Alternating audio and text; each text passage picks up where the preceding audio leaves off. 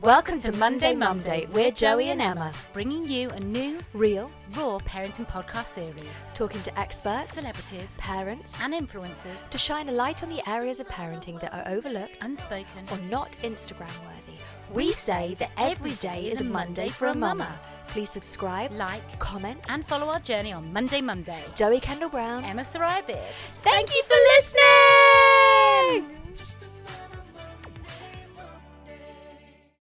Hello and welcome to Monday Mumday. We are so excited to tell you guys that this episode is sponsored by Nano Baby. They are such a brilliant brand. They've just launched in the UK. They have designed the first baby bottle specifically for breast milk. So ideal for all you mamas out there who are breastfeeding and expressing. Nano Baby epitomises everything that Monday Mumday is about, preparing and empowering parents. Its unique design means it both cools down and warms up twice as fast as a standard shaped bottle, so it helps preserve the nutrients in the breast milk. And its breast-like shape means it's easy holding for little hands. It's super simple to use as you can pump directly into the bottle as it comes with an adapter that fits most pumps, so no chance of spillages. And finally, the bottles can stack on top of each other for easy storage in the fridge. Such a smart design. So whether you want to get your partner involved, you're struggling with feeding, have to return to work, or just need a break, it's the perfect companion on your breastfeeding journey. It's available in John Lewis, Mamas and Papas, or on Nano Baby's website at nanobaby.co.uk. On this episode of Monday Mumday, we're going to be talking about mum shaming, mum guilt, online media trolls, and if women really can have it all when it comes to career, family and partners. Now, we caught up with our guest back in the summer whilst she was in the midst of festival season, but we managed to steal a quick phone call mid-rehearsal, so do bear with us on the sound on this podcast. To give you a little clue on who our very special guest is, she goes way back with Emma because they met on reality TV show Pop Stars The Rivals. Our guest went on to form 1/5 of the incredible Girls Aloud, and she has literally just survived I'm a Celebrity, Get Me Out of Here, Nadine. Hello ladies. Today we know you're very, very, very busy. Oh, well, thank you for having me, and we're all busy. I don't know anybody that isn't busy these days. Yeah, they all say, don't they, when you've had kids, it's a whole new level of busy. It really is. It just is relentless. It's a 24-hour job. It really is. So thank you so much, Nadine, for squeezing us in. It's so good to have you on the show. Of course. It's so good, and it's so good to chat to you, Emma, and chat to Joey, and yes, I can't believe it's 15 years ago that we met. I know. I actually think it's 17 years, someone said to me the other day. 17 years. Where has that time gone? And Nadine, you're not going to believe this, but the first time we met at the auditions, we were in this, I think it was Kensington Hotel, and we were at a breakfast table, and us two got chatting. And then a guy came over and started talking to us. And that guy is actually the person that I've had my children with, would you believe? No way. Yes way. And I was Emma. like, that is fate, if nothing else. That is fate. Yeah. I can't believe that. Yeah, that he is was in- amazing. I didn't realise you'd known Danny for 17 years. I know. We met in Pop Stars. So then you must have, and then But he we didn't get met into again. the final, Nadine. Yeah. So he got into the final 15, but not the final 10 like we did. And then we kind of lost touch with each other and then reunited when we were older. Oh, How crazy that's is that? such a nice story. So you go way, so way you're back. part of our meeting. Oh, over the breakfast table. Oh, this is so great. I love when that happens. Oh, gosh. So, Nadine, you're a mummy to your beautiful little girl, Anaya. How Yes. are you finding motherhood? Is it what you expected? I was so lucky because my older sister, she has 4 kids. And she's a little bit older than I am. So she started having her kids when I was 11. So I was just obsessed. Like, I wanted to make bottles. I wanted to look after them. I thought I knew everything. I would tell my sister's friends how to hold them. And, I was one of those, like, just really annoying kids, obsessed with babies and just wanted to do everything. So I kind of felt like by the time she had her 4th, I was like, I'm really accomplished at this. I feel like I've raised 4 kids, had a hand in, helping out and babysitting, and I have it all under control. And then Anaya was born. Did you find it different? And I was like, oh my goodness. It was so different from from the hour that she was born. I was actually worrying about what I would have to do when she was born whilst I was actually in labour. Oh gosh. Because I was in labour for so long. I thought, what am I going to do when she's actually born? I've been in labour now for 2 days. How am I going to look after a newborn baby? And I'm exhausted. And for like the 2 weeks before, when they're getting bigger towards the end and you can't sleep. So it was like 2 weeks of no sleep plus the 2 days in labour. So it began then. I was like, how am I going to do It's this? exhausting, isn't it? Oh, so it's definitely not what you expected. No, it wasn't at all. You're just so and then they're so tiny and small, and then I remember being so worried and thinking, well, as soon as she's born, every pain that you feel, everything, you're freaking out. And then I thought, as soon as she's born, she'll be right there in front of me, and then all of that stress and worry will go away. But it gets worse. Gets worse. It gets so much worse. Oh God, how did you two find it? Oh wow. I definitely had the similar thing to you. I have lots of nephews and nieces, and thought, I know exactly what I'm doing, Danny. We're going to be fine. I'm used to living off 4 hours sleep. I'm going to nail it. And then lo and behold, the boys arrived. I suffered preeclampsia during labour, so I was very poorly, and Danny had to basically take over, and we were just in shock with how hard it was. The sleep deprivation is just unreal, and that 4 hour sleep that I used to live off is definitely not doable when you have kids. It's just a whole new level of exhaustion. So it was definitely a shock for us. Yeah, for me, I was the opposite. I kind of thought, oh my God, I'm going to hate being a mother. I don't like kids. I literally had only held one baby before holding Knox, and I didn't want anyone around us after giving birth because I just wanted to kind of nurture that bond because I was so frightened of not being a good mother that's all I thought about. And I had a really fast labour. I literally was only in labour for 2.5 hours. And No we shot way. out, and then we ended up being in hospital for a week afterwards, so I kind of had it the other way round to you guys. But yeah. Now, earlier we were saying that you're juggling everything so much, and obviously we've stopped you in between rehearsals, but how do you find mum guilt, and what does it mean to you? It really is a really extreme thing. I couldn't leave Anaya for months after she was first born. I was like, I literally can't do anything. It was, running to the shower. I would pull like her little chair right there so as I could see her whilst I was in the shower. And you just even trying to sleep, you feel I felt guilty even going to sleep at night because I was like, then I'm not fully awake and fully aware. What if she chokes a little bit, or what if she rolls over somehow? A newborn's going to roll herself it's over, so and frightening though, isn't it? so frightening. And every single night I kept saying, I wish I had have hired the night nurse, the night nanny that comes in. Yeah. Every single night without doubt, but I never ever did. And every night it was only when I lay down I would hope and pray that people will be looking over, and grannies and grandas and uncles and everyone, like, please just look after her, wake me up if anything goes wrong, just wake me up. So anything, I started then the guilt of even sleeping or showering or eating or taking a phone call, or so it really kind of started then. Yeah. How long do you think you suffered with mum guilt, or do you feel like you've still got it? Oh my goodness, I've still got it now. I have a show tomorrow night and it's a few hours away. So we were supposed to go and stay over. And I was like, I can't stay over. And I'll be getting up in the morning, it'll be like a full on, the weather's good, it'll be a fun day.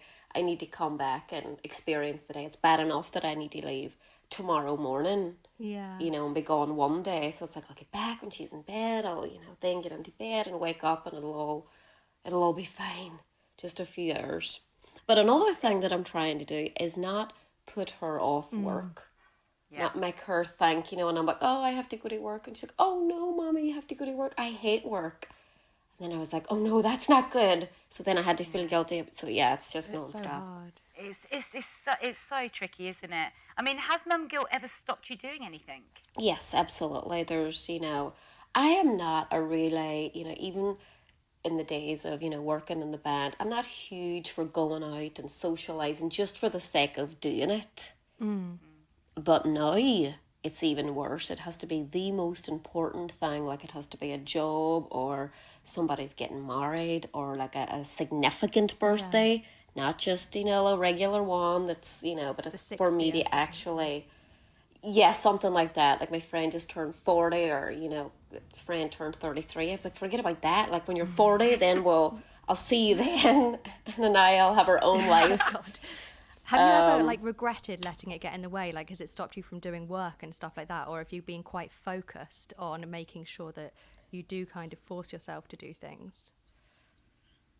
I was really lucky that before I knew I was pregnant, I had agreed to do a job at the Palladium doing Lord of the Dance. That was the Wow. last time I saw you, Emma, remember? I know, yeah, I do, yeah. And Anaya was like 6 months old at the time. But I had agreed to do that, and everything was all done before I even knew I was pregnant. So that ended up being really good because it Yeah. forced me to do something that I was already contracted to do. And I had to go. I worked 3 nights a week. And it was really hard leaving her and all of that. But I'm really glad that I did, because otherwise, I don't know if I would have got back into I singing think that's the again. same as me, to be honest. I don't think I'd have done anything unless I'd been forced into it. Mm-hmm. I totally agree. Yeah, it's very, very tricky. It's finding a balance, I think, but the pressure that you put on yourself as a woman is just unbelievable. Why do women suffer with mum guilt, do you think? I think because we're aware from the start that it's such a 24/7 job. You can't just, your baby's not just going to like disappear while you have to go and work, or you want to socialize, or you need to do something for yourself. The baby is so, they're so kind of, we have to be there at all times, or someone has to be there. So, if you go to do something, someone else has to look after them, because they're not going to be able Yeah. to do anything themselves. So there is that thing for me. It's like, okay, if why the guilt that I feel is like, well, I know this was the undertaking. When you have a baby, it's 24/7, and you have to put yourself way in the background. And if you think, oh well, I need my hair done. Like my hair was so long, my roots were so long, because I couldn't justify that time out to go and get some highlights. Yeah. Do you think like society and like social media and that kind of thing makes mum guilt worse, or do you think it's something that we've built up in our head? I think that some people make it worse, because there's some people that just look to have it all together, as moms, and they're like, oh my God, I'm so together, look at me, I'm like, doing this, and I'm so together, and I'm making my own almond milk tonight while I, wash my kids, nappies that I created from hand. That's, this, and I'm like, oh my God, where do you have the time? And also I they're like know. manicured and waxed, and they've got brand new clothes, and like, where do you get the time? How there, there's The not time that. and the money. Yeah. It's like, I just don't have that kind of time to do that kind of stuff. And I only have one sometimes. Yeah. And I'm just like, I just don't know if it's all for show, if it's all, Yeah. because you can do these things, set up a lovely shoot, or, or do something and it looks great. But is that how it is? Or, I really like to see a mum being honest about, Real. yeah, Is just that being a real. way you think that we could fix it, is by everyone being more honest and not being so Instagram like official? I think so. I think so, because it makes people feel bad about themselves, and it also makes me distrust the person. If Oh a yeah. mom is like, "Oh, it's so easy, and I just do this," I'm like, "Well, this conversation's over. We can't go any further. We have nothing in common." And I think you're lying, or you're not doing it all by yourself. You just swan in and say hello, give them a kiss, and then swan out again. Yeah. Yeah. I I think you're so right. Yeah, I think that's probably one of the main reasons why we set up Monday Monday, was because I felt really isolated when I had the twins. I felt like everyone had their shit together. Sorry to swear, but I really did feel like everyone had their stuff together, and I was failing because I hadn't washed in about a week. I like you said, you don't dress. I was in my pajamas for 4 months, and I didn't step outside the door. I didn't have time to have conversations with anybody, let alone my partner who was next to me. And I used to think, God, I must be just a terrible mother. And then as you start to get a tiny bit more sleep back, and a bit your sanity gets back, your hormones level out, you realize actually maybe people haven't got it all together, but they just say that they have. And I don't know why this is, but I suppose that's why we got put Monday Monday together, to provide an open, honest chat about parenthood and how hard it is, because it's really hard. Mm-hmm. It really is. Yeah, yeah. Recently, I don't know if you saw in the press, the amazing actress Amy Schumer was mum shamed on social media. She did a stand-up gig about 2 weeks after giving birth to a baby. Have you ever experienced mum shame? I mean, I'm sure I have. But again, it's like most things. I don't really take a lot of it that seriously. A lot of like any negative things that come my way, it's kind of like, oh, you're fat, or oh, you're skinny, or oh, you're ugly, or you can't sing, or you show up. All of these things. It's like you'd be so bombarded with people's negativity that's just another one, Yeah. because you do Do people you like, think that like social media has made it a lot bigger as well? Like, why do you think it's become such a prolific thing? I think people are bored and people feel like they're better than other people, especially if they have a platform like their keyboard, like being able to write and they're trying to get at someone. Oh, there's someone who looks like they have it all together. I'm going to say this and make them feel bad about themselves because maybe they Yeah. might feel bad about themselves. Or truthfully, I feel like people that really sit there and spend an awful lot of time complaining about other people's lives are much more to be pitied. I couldn't find the time to get my highlights done, to do my hair, to buy new clothes, never mind, you know, have a problem with someone on social media that I don't know. I know, So it's that, crazy, isn't it? I think that is, and I think the more, and also they've got, you can block people. You can, Yeah. so it's like, oh, that's very easy. It's like the first time I see somebody that's like starting down that way, I immediately block them because it's like, I don't need to see that or Yeah, and I yeah. think that's good So enough for them. And I've had, things where people are like, oh, please unblock me. Like people like writing posters and putting them up. Like, I didn't mean it. And it's like, well, you should have thought about that at the time before you Well started yeah. writing done. nonsense. I'll give you another chance, but the next time I see any of that, you're gone. So, do you think that online media is allowing mum shaming to be more acceptable? Because back in the day, I think it was just restricted sort of the playground. But now, online, you can get at anybody. Yeah, and people too. People are so opinionated, and there's there's shows that encourage it. For example, like Love Island, or these like reality shows, and I'm all for it. Emma, you and I were on one of these shows, but it does give people the the armchair expert thing where Yeah. we can sit at our homes, but oh, I wouldn't have done that, oh, no way, what they said was wrong, or oh, I wouldn't have sang like that, or what he done was wrong or she done was wrong. So we're all experts and so many different things now. We're experts at love from watching Love Island, we're experts at the jungle, we're experts on all of these things that we're really not experts at all. So that just kind of filters onto social media. It's like, oh, I don't like that, or I noticed this in this picture, or where is their child, or why are they not doing this, or they have a problem if you talk about your children, they have a problem if you don't talk about your children. Yeah. They So just it's have like, something to say about just have a everything, don't they? problem, just knock yourself out, just that's If you fine. had one thing that you could say to like other women that are mum shaming, what would it be? Like, obviously, you can't just block someone in the middle of the street if they're telling you how to push your child in the buggy or whatever. Well, I mean, I've definitely had that. I remember, and I was born in LA, and Anaya's like little foot was like, she was really young and her foot was out, and this or of the pram, and the lady was like, oh, that baby's foot should be in, and are you crazy having a cream stroller? Wow. And I was like, oh my goodness. I was like, I don't really think that's any of your business. Yeah. Yeah. And then I just headed on about my own, like, this, okay. It's It's almost quite not, shocking, isn't it? it Because was that's what quite I found shocking. with mum shaming is you're so surprised by them doing it, you don't even know what to Yeah, respond. I was like, oh, well, cream pram, this is not any, well, I'll have to clean it more, obviously, or, but that's all for me to worry about, not you, stranger in Target. Yeah, You surely do your functionality is what's important, not the Yeah. colour. I was like, okay, all right. So, yeah, but again, Yeah, I experienced mum shaming. 5 weeks after the boys were born, I was like literally on the brink of like having a mental breakdown. I was just really struggling. And me and Danny decided to go away for a night in the Lake District. And while we were there, we got chatting to this hiking couple. And I happened to mention that I had 5-week-old boys at home. And she said, "What? You've left them?" And I was so shocked, I just burst into tears. And I thought, I can't believe that she's made me feel bad for having a night off. it's terrible. And yeah, crazy. But It people really, feel like really they can is. do that.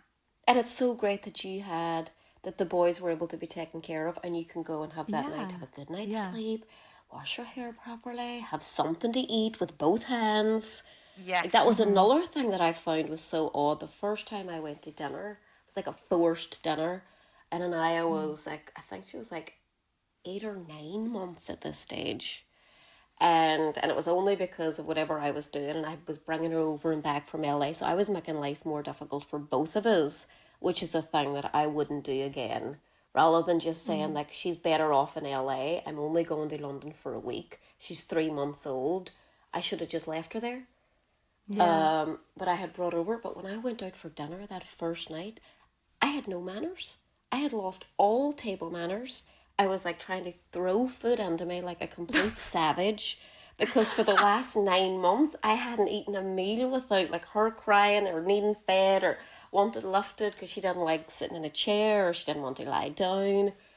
So yeah, complete savage, no manners, everyone looking at me like I was crazy. And it doesn't get, because Anaya's now 5, and I kid you not, 2 nights ago, I had dinner because of whatever, like the time was flying on. I had my dinner on the toilet while she was in the bath.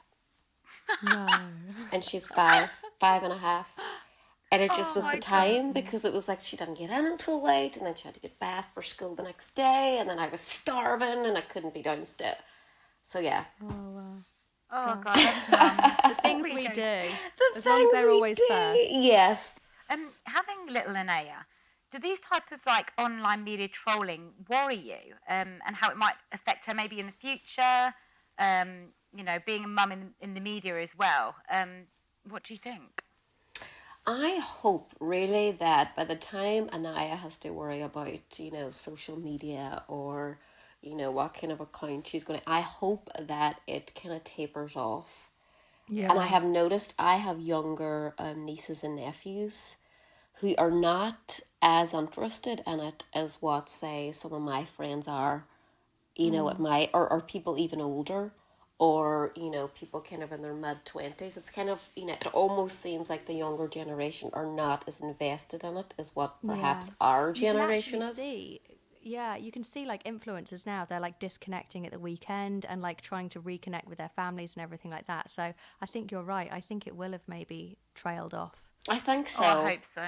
Yeah, and I think that there's a lot of lessons to be learned. People are really, and I watched a really interesting thing. It was on a news piece when I was away recently, and it had said, "Is social media killing you?" And I was like, "Let me hear. What is this?" So what the Yes, it is. what the research was is that actually scrolling down is not killing you. But what's happening to people is that the stress of trying to find new content, and what am I going to post here? Am I going to post this? Is this going to get the most likes? Should I take a picture this way? I need this angle. That is what is stressing people out, and the stress levels are now at an all-time high. In people that are really focusing a lot of time on new content, which you can understand. You see people at restaurants, they can't take a sip of coffee without having to get the angle right, and then taking all. Do you know what I mean? It's like, enjoy your coffee. I saw something. Yeah. I saw something about a mum and a daughter who had gone to a swimming pool the other day, and they arrived. The mum was on the phone. The little girl was waiting for the mum to get in the pool. She went and had her little picture taken, and then the girl ended up getting in the pool on her own. Her mum went back on the phone, and then eventually they just packed up their stuff and left the whole time whilst the little girl was waiting for her mum to join in. But she'd literally only gone to get like a twin matching outfit. And I just think it's so sad. Like, yeah, it's so cute if you do wear twinning clothes, and I twin with Knox all the time. Yeah, I do with But Anaya you too. actually want to do, you want to do the things that you're going to like photograph, don't you? Not just like have the picture and leave. Yeah. So. You want to have those memories attached Exactly. to the picture, not just like, oh, we look great, but it was a boring day. Yeah. As a working mum, have you found it like hard juggling motherhood and career? I know you mentioned earlier that you've had to do a few things and everything, but has it been hard, or have you enjoyed it? I feel like I enjoy my job a bit more now than what I did before I was a mother. Uh-huh. Because when I am away and I make that decision to go, it's for good reason. It's like, I'm going, I am a working mother, I can support my family and my daughter, and so you have that enjoyment, Yeah, more satisfaction. more satisfaction. And because I am out of the house, I make it my business to really enjoy myself, because I'm not going to leave to do something that's, not worth my while being gone. So when I go, I have a great group of dancers and, great team. So we always have such a great time. Yeah. And then I know that then I can have a great day at work and then go back home and, be a great mother and have a great time with her. And, you're having, you're paying bills and you're being productive. But it's only kind of for worthwhile things that I'll leave her It's for. good that you can make the choices. It is. It really, really is. I have to say, it is a very nice position to be in, to do that. But it took a long time to get here. A lot of going through lots of different things to get to this point. But yes, I am enjoying my work now more than ever, I think. Oh, that's lovely. Oh, that's so good to hear. Gives us hope, Emma. It gives us Yes, hope. honestly, Here we are, all in 3 separate places, trying our hardest. Yeah, I know. And it really, I didn't think it was going to be possible. I really, really didn't. And yet, this year, I'm like, this is actually a really good year. So what are you up to at the moment, Nadine? So it's summer, so there's a lot of festivals happening. And I always say that when it's the summer, I always say, oh, that's my busiest time of the year. It's so busy in the summer. And then in the winter, I'm like, oh no, now it's all the Christmas stuff. That's my busiest time of the year. So yeah, I'm going to say it's the busiest time of the year, but when I speak to you again, it's probably the same deal. So yes, it's festivals. So I'm doing, a number of festivals, Pride festivals. And tomorrow it's, there's I probably can't put this out there because it'll be afterwards. But I'm doing Festival 2, so that's the second largest outdoor free festival in Europe. Wow. So that'll be good. So I have to rehearse for that. I think I'm headlining that show. Amazing. And then, just a lot of live stuff, and that's kind of something I really enjoy to do. So just shows, basically. Shows and more shows. Well, you've always had the best voice. Yes. And Stop. Nadine, honestly, me and Danny always talk about your performance on Pop Stars. And what's it called? Gold. Fields of Gold. Fields of Gold. And honestly, we both talk about this very often, about how that was our favourite version. No way. How funny You'll have is to that? release it. Yeah. Oh Gosh. I'll have to do a little version for you. Honestly, Joey, Nadine has the best voice out of all of us. Final 10. I know. You did have the best voice. You really did. Goodness, well, Just not have if to you put it heard out me there. today. Thank you very It much. proves it because you're still out there working, performing all Exactly. the time and doing the things you love. So that says it all, doesn't it? Oh, Yes. today is not so good. This song really needed rehearsed because it was not sounding too good.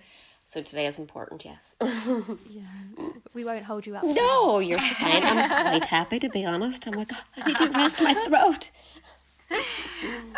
Do you get any me time? If so, what is it? I love to cook. I love to cook. So I feel like that is me time. When people get stressed out cooking, I'm like, no, I love it. I can think of new ideas and put a bit of this with a bit of this. And Anaya loves cooking as well, so she'll get her little helper chair up and, we'll put something out for her. She'll have like the garlic and her wee knife or like herbs tearing up, whatever it might be, or just smelling things like, do you think this would go with this? And so we have a great time doing that. So that I feel like is some me time.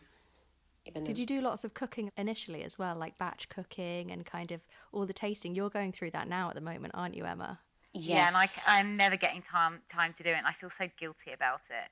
Oh, no, I try, don't. but I do. Is I it like the feel baby bullet stuff? Yeah. Yeah, do you know what? You just whack it all on. Just like do it in bulk. Yeah. Like a load of apples and all of them, like 2 trays of them on. Because you're going to freeze the stuff. You keep the stuff fresh and then you freeze the rest. Yeah. So instead of doing it every night, you can do it once every 3 or 4 nights. Couple of days. Yeah. I feel like Organisation, that's what you need though, isn't it? And I have I none of do. that. And I was only into that because I was really into that. Like, I couldn't wait. I was like firing up the baby bullet like before she was even born because I'm so into cooking. Oh, that's so sweet. But Do you other cook things for not so much. Jason as well? Yeah, I cook for everybody. Oh, nice. And so when you guys have like a date night, have you set time aside where like once a week, once a month, you spend time together on your own, or do you do No. everything as a family? No, yeah. It's definitely not been. That would be something I would need a lot of help with, and like how you judge, like how you keep your relationship going really good when there's so many other things going on. It kind of becomes the least important thing. Yeah, so I'm shocking when it And comes does to he it. mind? Does he mind, or does he just think, oh, I'm happy when you're happy and you're happy as a family kind of thing? I mean, Jason's very busy too, so he does his own thing. Like, he works here in London now, but he's also a financial advisor in the States. So he's gone a lot of the time. So yes, that would be my very, very weak area. I'm weak at that One as well. I'm of not gonna lie. one of them. Nadine, I challenge you in the next couple of months to have a date night with him. Okay? You did this to us as well, didn't you? Because I did. Andy and I, literally, Knox was my entire focus, and poor Andy got neglected. So I think that would be amazing for you guys. God, I don't know. Got to. Me and Danny definitely need a date night coming up soon because you're right. It becomes, the least important thing. But actually, your relationship is the reason why we have beautiful children. So we need to try and And one find day that it'll only time. be you guys again. Yeah. So Yeah, that's a long, long way away. Long, hopefully, like hopefully. really, really long. No, you're right. No, it is important. Do you have it all? Do you want it all? Or is this an unrealistic expectation that society puts on us? I think, see, I've thought about this for a while. I've thought, like, if you want to have the most amazing body, like your body, Emma, for Oh example. gosh, I don't know Yes. about that. Seriously, I mean, how is that even natural? Like, how is that even possible? Not I natural. know How Emily is it? Ratter needs to watch out. She Nadine, seriously does. Nadine, have twins because I've done no form of exercise other than just run after these boys from the moment they were born. Everything is like in fast mode. I feel like I'm Speedy Gonzales every day. I don't stop. I mean, me sitting here doing this podcast is the a first rest. time I've actually stopped. Yeah, it's the first break I've had. But that's what it is. So, But you have had that body before. You have had, like, that's just something that you have. That is, maybe, yeah, which is amazing. So it's like, if I wanted to have that, I would need to, be at the gym all the time, or, like, have some sort of like diet and like gym thing, like something that would go together. Like, I'm fine. Like, I'm not like running around worried You've or got an freaking incredible out. body as well. So I'm fine, but it's not like Emma's. That Oh, I is don't like know about something that. special.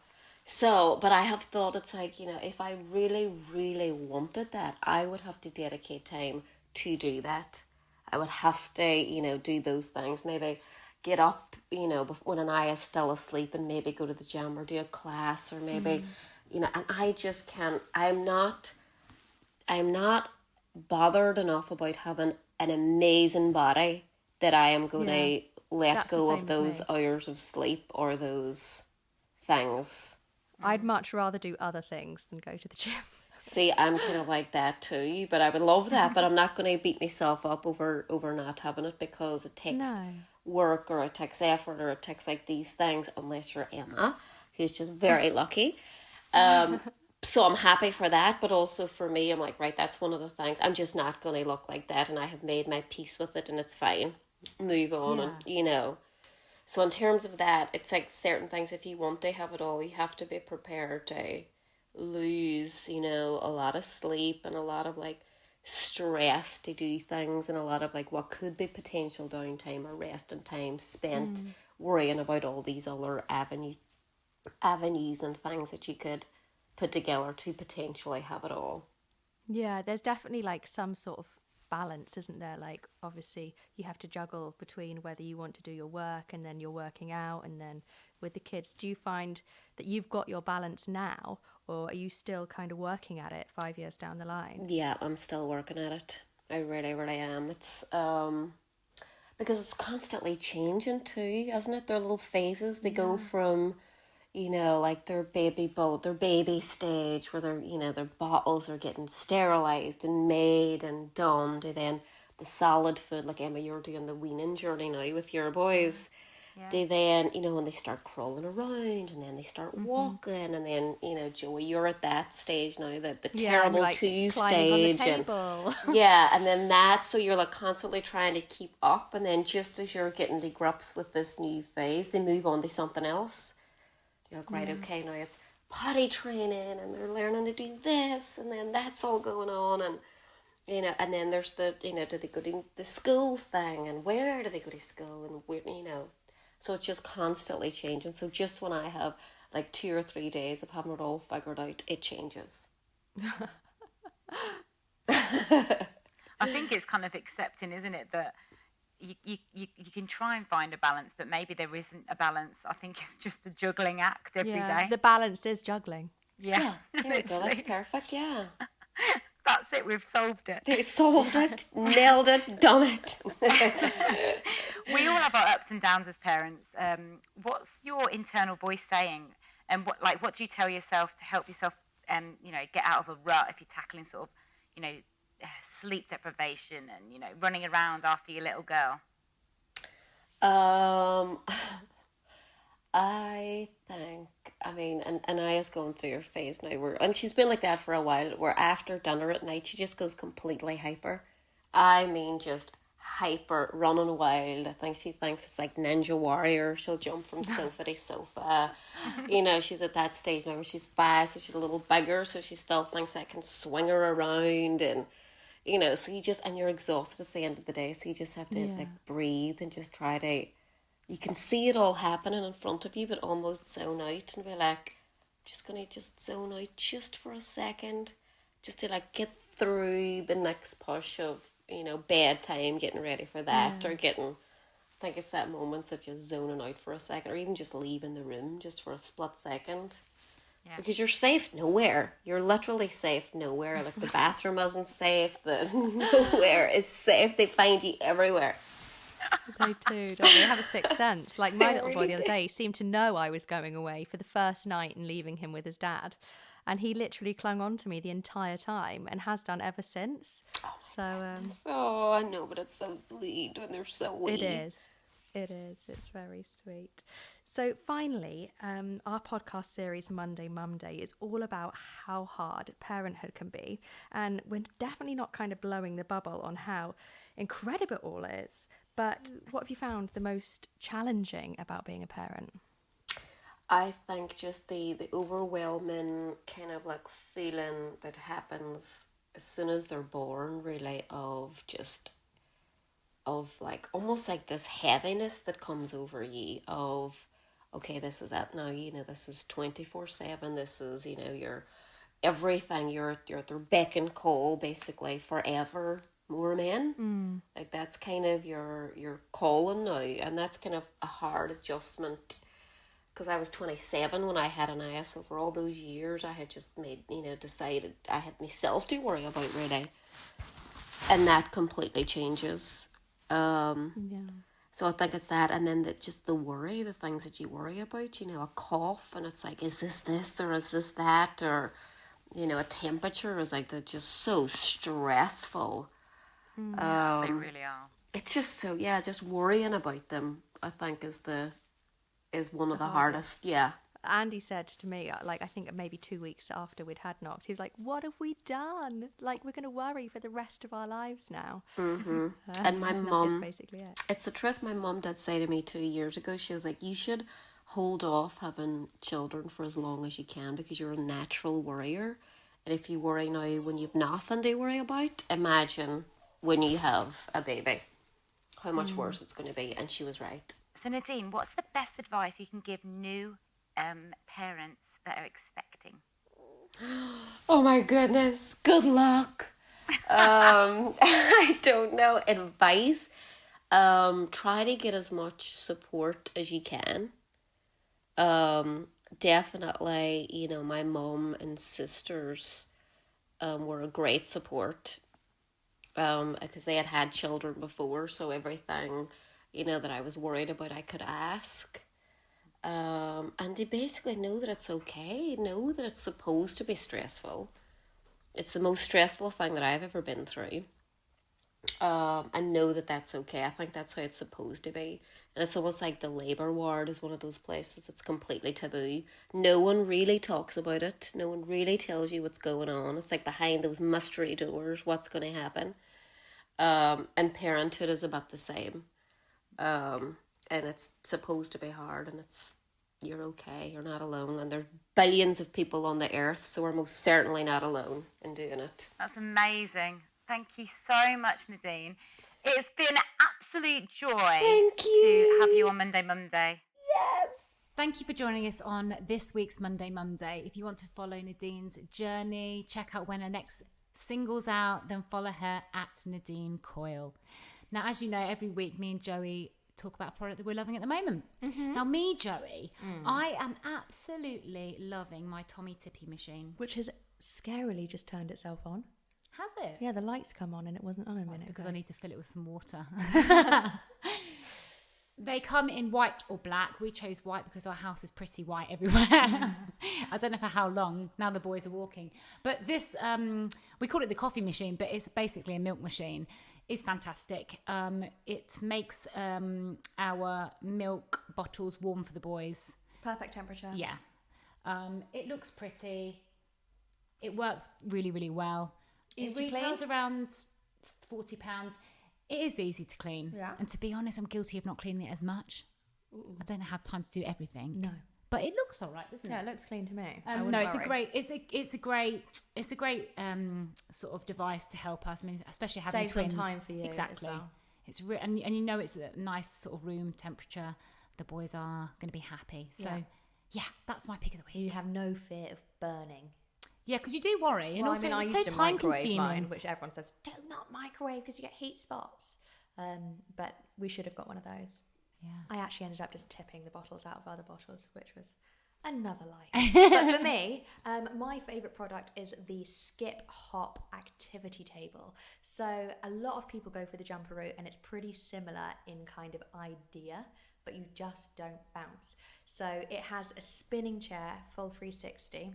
And then you have loads of designated little areas. And I used to think that Knox looked like a DJ.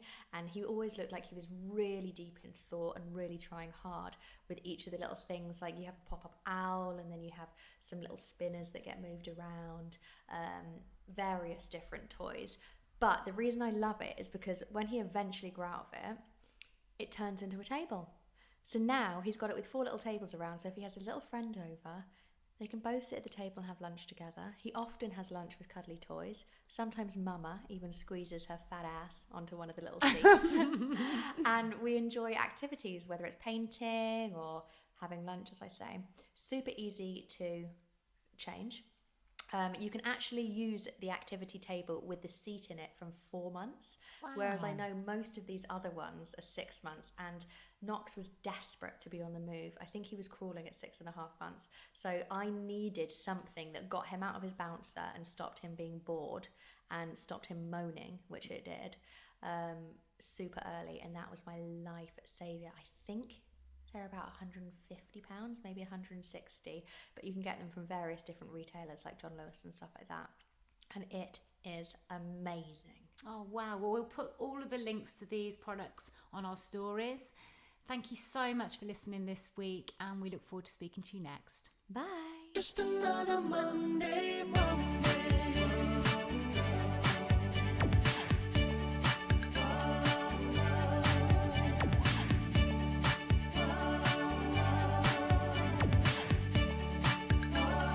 Just another Monday, Monday.